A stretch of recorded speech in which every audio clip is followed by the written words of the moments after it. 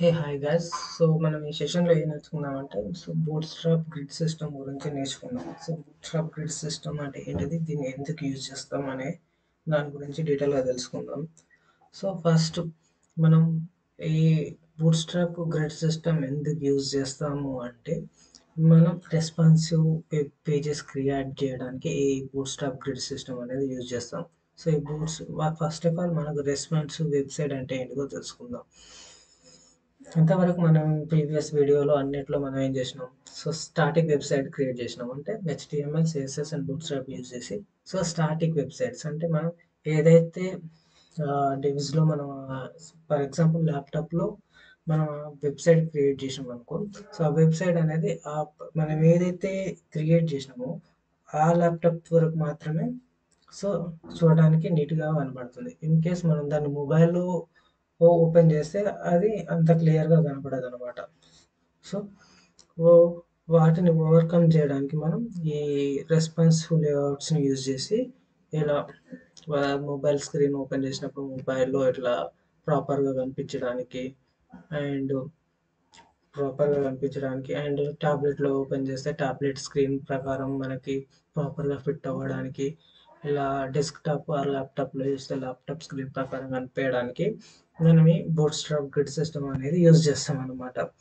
Okay, మనం bootstrap grid system అంటే ఈ బూట్స్ట్రాప్ గ్రిడ్ సిస్టమ్ అనేది ఎట్లా క్రియేట్ చేశారంటే, ఏదైతే మనకి స్క్రీన్ ఉందో, ఫర్ ఎగ్జాంపుల్ ఇది ఇక్కడ నుంచి వైట్ పేజెస్ మొత్తం ఒక స్క్రీన్ అనుకుంటే, ఈ స్క్రీన్ని వాళ్ళు ఏంటి 12 కాలమ్స్గా డివైడ్ చేశారనమాట. ఇప్పుడు ఇలా 12 కాలమ్స్గా డివైడ్ చేసి ఈ బూట్స్ట్రాప్ గ్రిడ్ సిస్టమ్ అనే దాన్ని డెవలప్ చేయడం జరిగింది.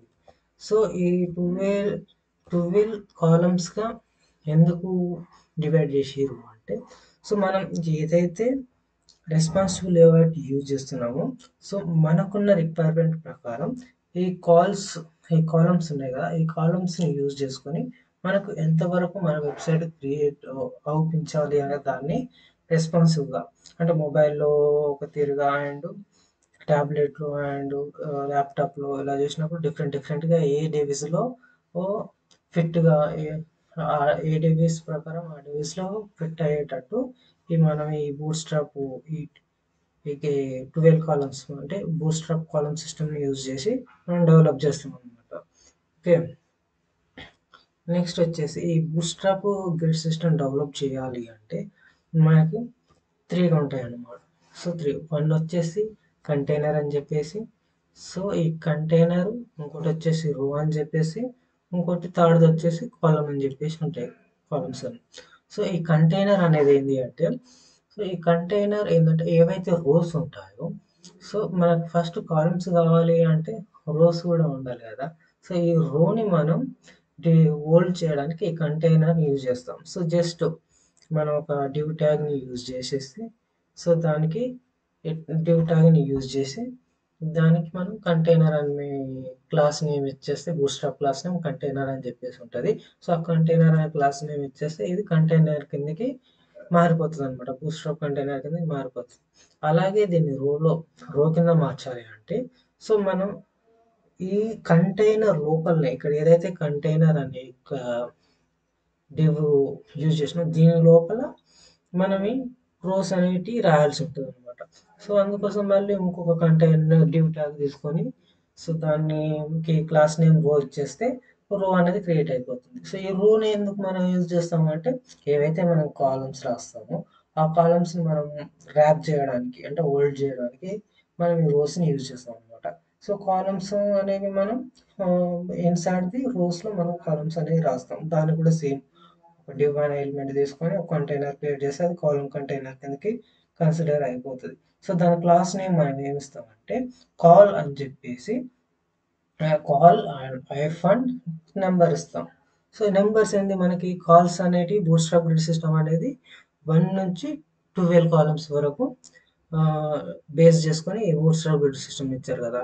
ఇప్పుడు ఇక్కడ కాల్ వాల్యూ ఇక్కడ 12 ఇచ్చినాం. అటు కాకుండా ఈ కాల్ వాల్యూ అనేది 1 నుంచి 12 వరకు ఎంతైనా ఇవ్వచ్చు. అంటే మనం మన వెబ్సైట్ని ఎలా రెస్పాన్సివ్ అంటే ఏ డివైస్లో ఎలా చూపించాలనుకుంటున్నాం దాని ప్రకారం మనం ఈ కాల్ వాల్యూ చేంజ్ చేసుకోవచ్చు అనమాట. So this is the sample code. Okay, ఈ శాంపుల్ కోడ్. సో ఇట్లా div అని చెప్పేసి ఒక క్లాస్ నేమ్ని కంటైనర్ కిందకి మార్చేసినాం. సో తర్వాతకి ఇన్సైడ్ ద div మనం రో అనే కంటైనర్ క్రియేట్ చేసినాం. సో ఇన్సైడ్ ది రోస్ మనం ఏంటిది కాల్స్ అనే కంటైనర్ కంటైనర్ చేసినాం. ఈ కాల్స్లో మనం యాక్చువల్ కంటెంట్ని మనం రాసినాం అనమాట. సో దీన్ని ఇప్పుడు మనం సో ప్రాక్టికల్గా చూద్దాం. సో ఫర్ ఎగ్జాంపుల్ ఇక్కడ ఈ స్క్రీన్. సో ఇప్పుడు మనకేంది, ఫస్ట్ ఒక div అనే కంటైనర్ తీసుకొని, ఓకే, div అనే కంటైనర్ తీసుకొని దీన్ని నేను ఏం చేస్తున్నా అంటే సో క్లాస్ అని చెప్పేసి దీన్ని కంటైనర్ కింద మార్చుతున్నా. So bootstrap class name container అని ఉంది. సో ఇప్పుడు ఇది బూట్స్ట్రాప్ కంటైనర్ కిందకి మారిపోయింది. సో నెక్స్ట్ దీని లోపల ఏంది, మనం రోస్ క్రియేట్ చేయాలి కదా. రోస్ క్రియేట్ చేయాలంటే జస్ట్ div అని చెప్పేసి దీనికి క్లాస్ నేమ్ వచ్చేసి రో అని చెప్పేసి రో కిందకి మారిపోతుంది అనమాట. ఇప్పుడు ఇన్సైడ్ ది రోస్ మనం ఒక కంటెంట్ రాయాలంటే కాల్స్ కంపల్సరీ రావాలి. సో దీనికి ఏం చేయాలి, ఇంకొకటి ఎలిమెంట్ తీసుకొని దీని క్లాస్ నేమ్ వచ్చేసి కాల్ అని చెప్పేసి ఐఫాన్ దీనికి 1 నుంచి 12 వరకు ఎంతైనా నెంబర్ వేయచ్చు. ఫర్ ఎగ్జాంపుల్ ఇక్కడ నేను 12 అని చెప్పేసి నెంబర్ ఇస్తున్నా. సో ఇక్కడ నేను యాక్చువల్ కంటెంట్ రాస్తున్నా. So hi guys, welcome to the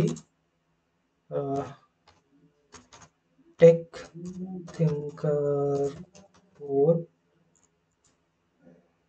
to learn programming skills అని చెప్పేసి ఇచ్చేస్తున్నా. ఓకే, ఇప్పుడు నేను దీని అవుట్పుట్ అన్నది మనం ఏ విధంగా వస్తుందో ఒకసారి మనం బ్రౌజర్ ఓపెన్ చేసి చూద్దాం. సో దీని అవుట్పుట్ అనేది మనకి ఎలా వస్తుంది. ఓకే, ఇప్పుడు ఎలా వస్తుంది.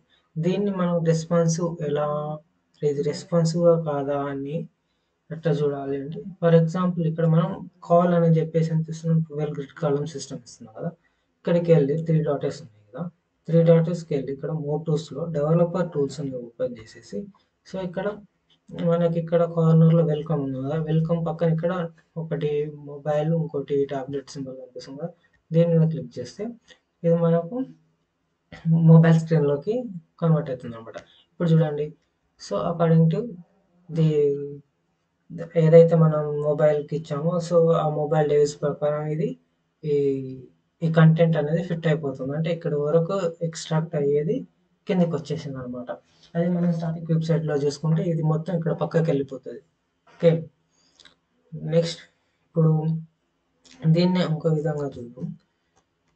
ఇప్పుడు కాల్స్ అని చెప్పేసి ఇచ్చినాం కదా, దేంట్లోనే ఇంకో కాల్స్ అని చెప్పేసి ఇద్దాం. ఇంకో కాల్ క్రియేట్ చేద్దాం. కంట్రోల్ ఇప్పుడు నేను ఏం చేస్తున్నా అంటే సో సేమ్ కంటెంట్ బట్ నేను ఏం చేస్తున్నా హాఫ్ ఇచ్చేస్తున్నా. సో కాల్ 6 అని చెప్పేసి ఇస్తున్నా. ఇప్పుడు మనకు ఒకే రోలో 2 కాల్స్ క్రియేట్ చేసి సగం మనం విడత అనే దాన్ని అసైన్ చేస్తాం అనమాట. ఇప్పుడు మనకు అవుట్పుట్ అనేది ఎలా వస్తుందో చూద్దాం. సో దిస్ ఇట్లా వస్తుంది అనమాట. ఎలా, సో హాఫ్ కంటెంట్ ఇక్కడ వస్తుంది, హాఫ్ కంటెంట్ ఇట్లా వస్తుంది, అంటే కంపారిజన్ లాగా వస్తుంది. అదే మనం ఇప్పుడు నార్మల్గా ల్యాప్టాప్ స్క్రీన్లో చూడాలి అంటే సేమ్ ల్యాప్టాప్ స్క్రీన్లో కూడా సేమ్ అలాగే వస్తుంది చూడండి. సో ల్యాప్టాప్ స్క్రీన్లో కూడా సేమ్ అలాగే వస్తుంది. This okay guys, this is the Bootstrap grid system. What is 12 columns in Bootstrap? So thank you guys, please stay watch and we'll see the next video. Thank you.